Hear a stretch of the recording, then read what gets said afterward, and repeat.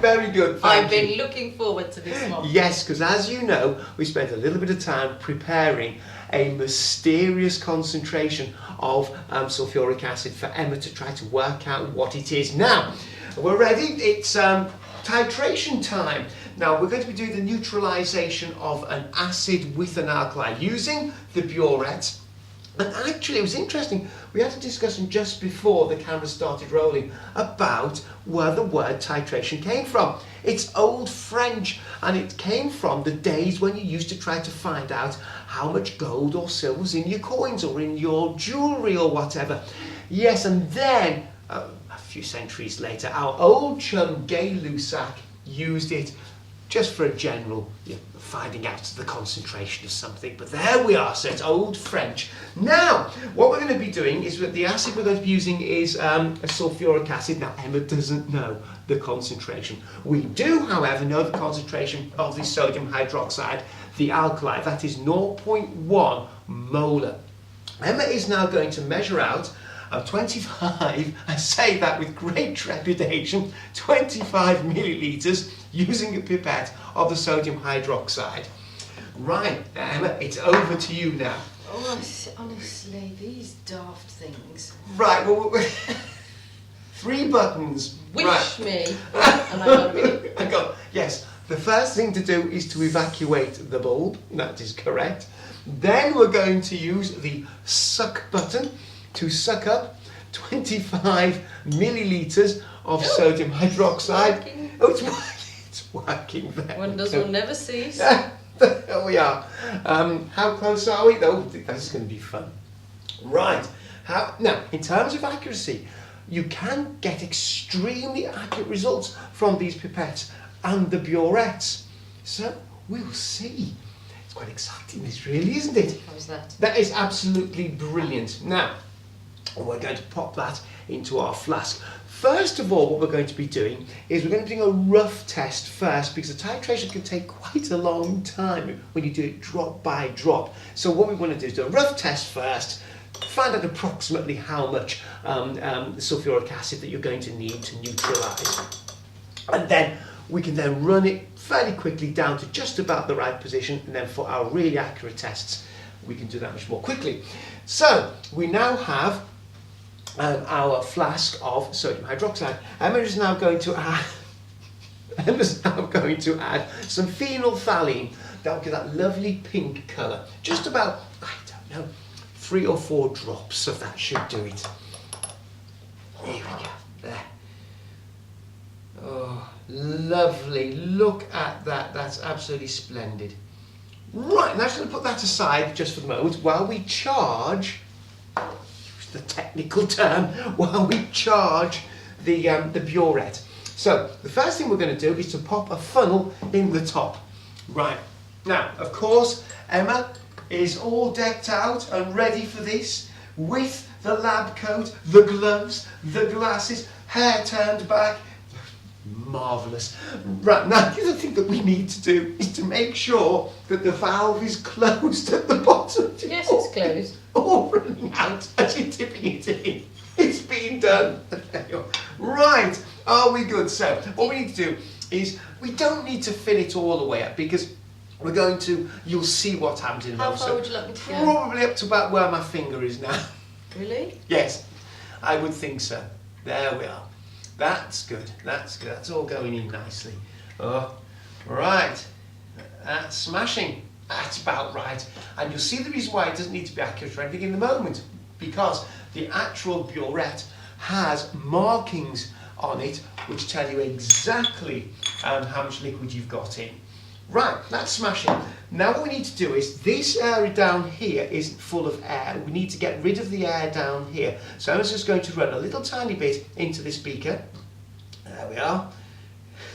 any minute. A bit more. There's no air bubbles in there.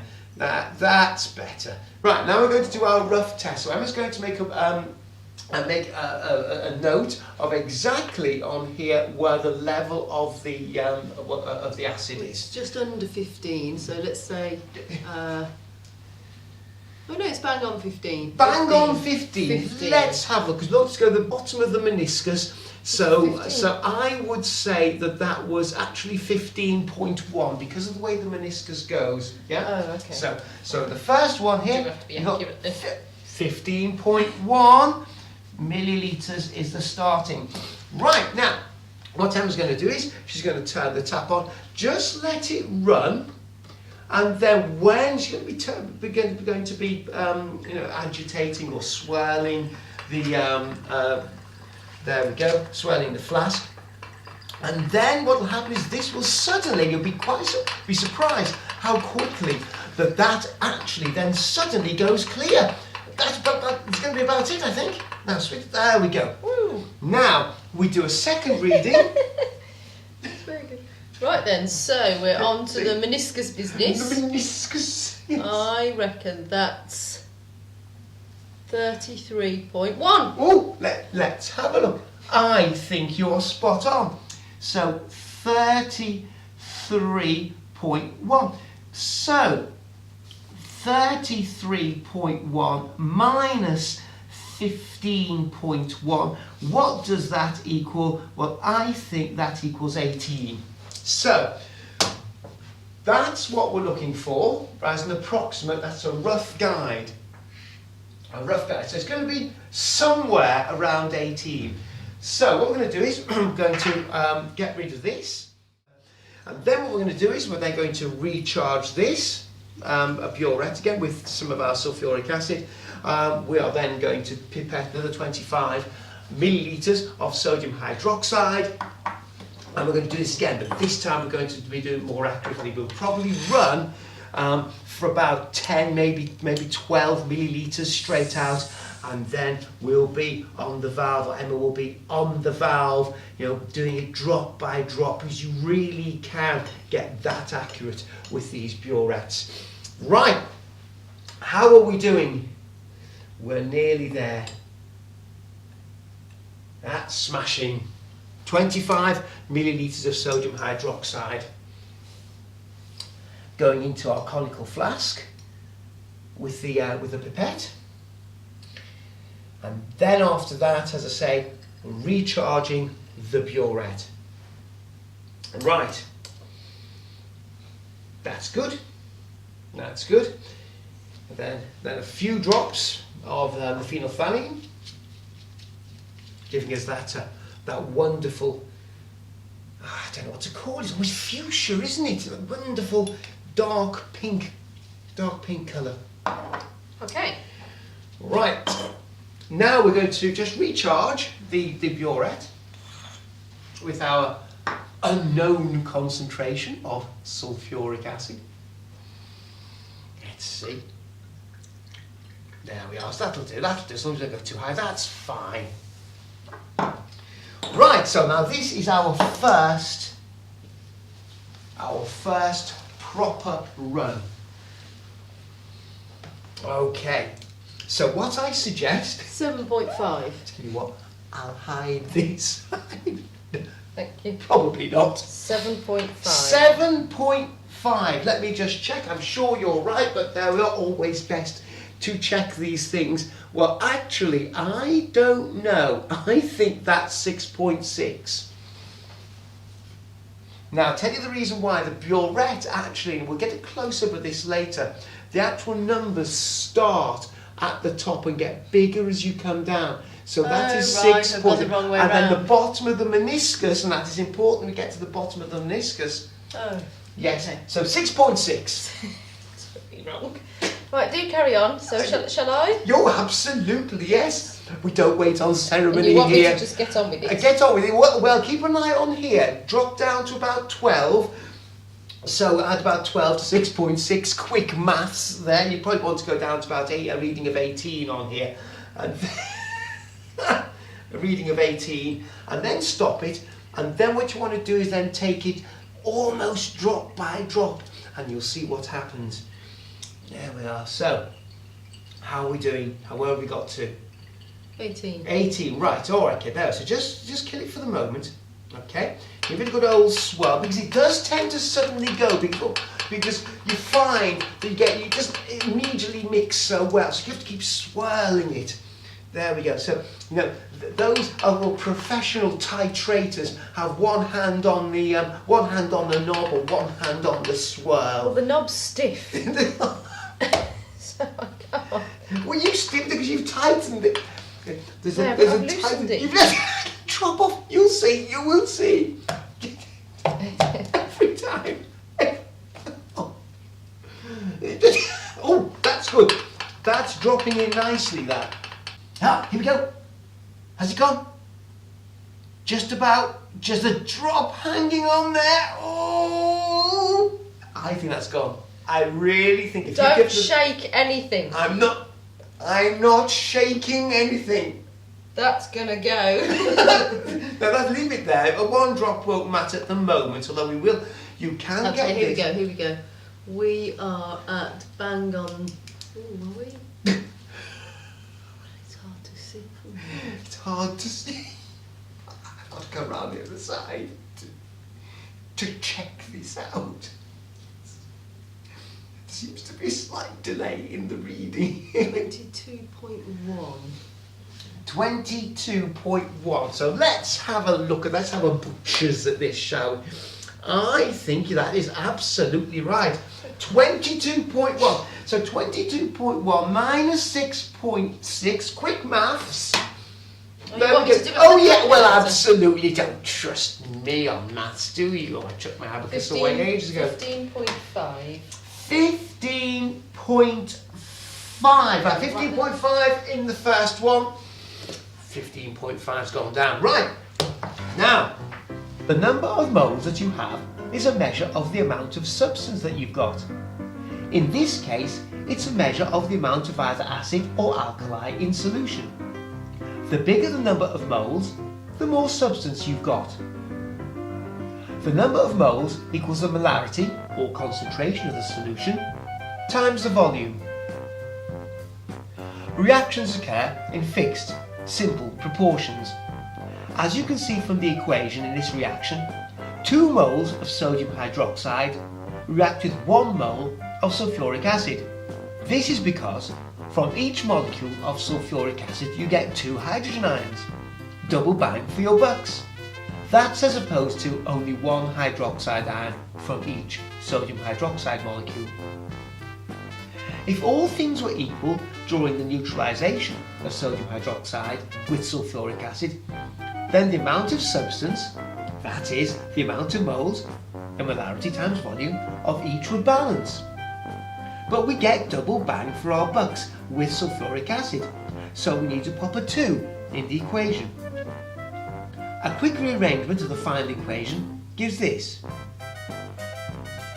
To find the relative atomic mass of a molecule, we need to consult the periodic table.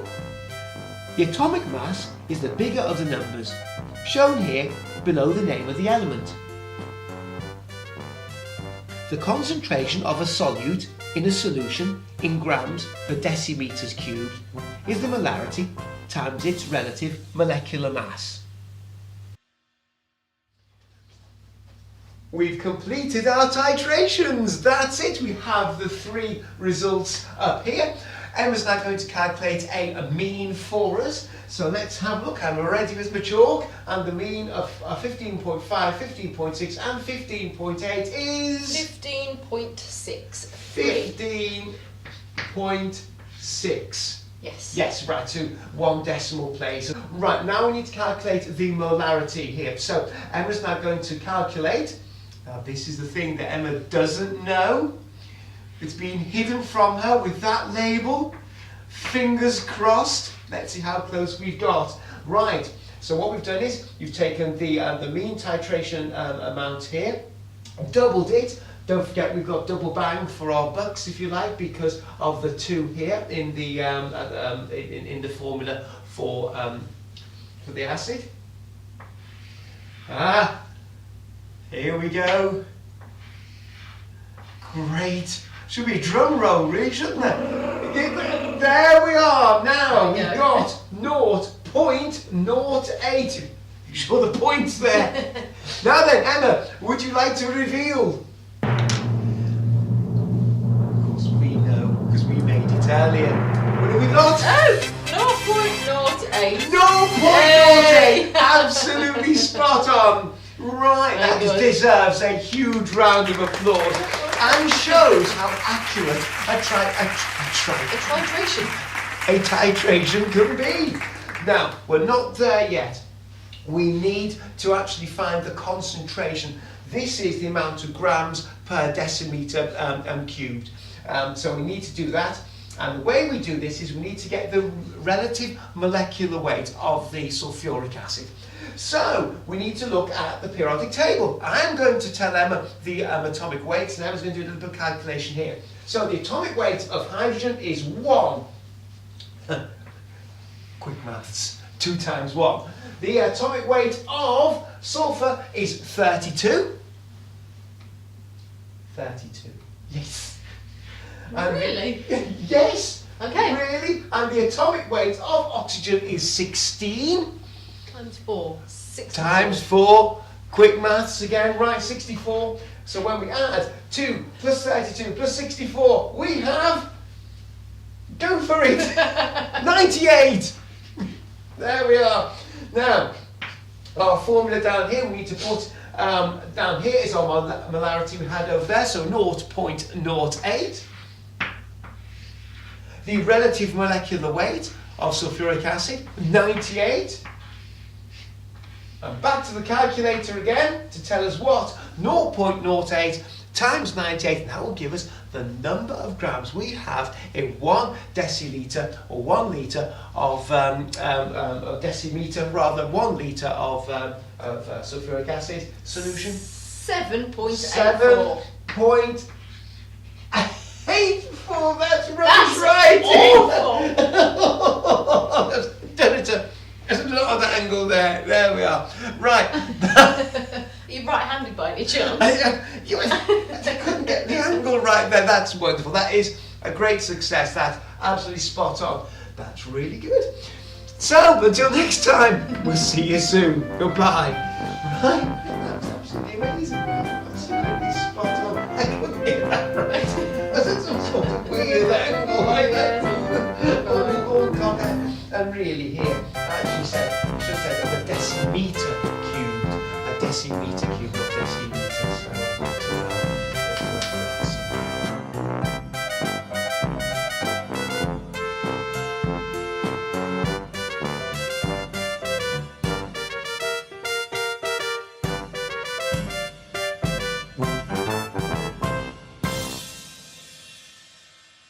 So let's see.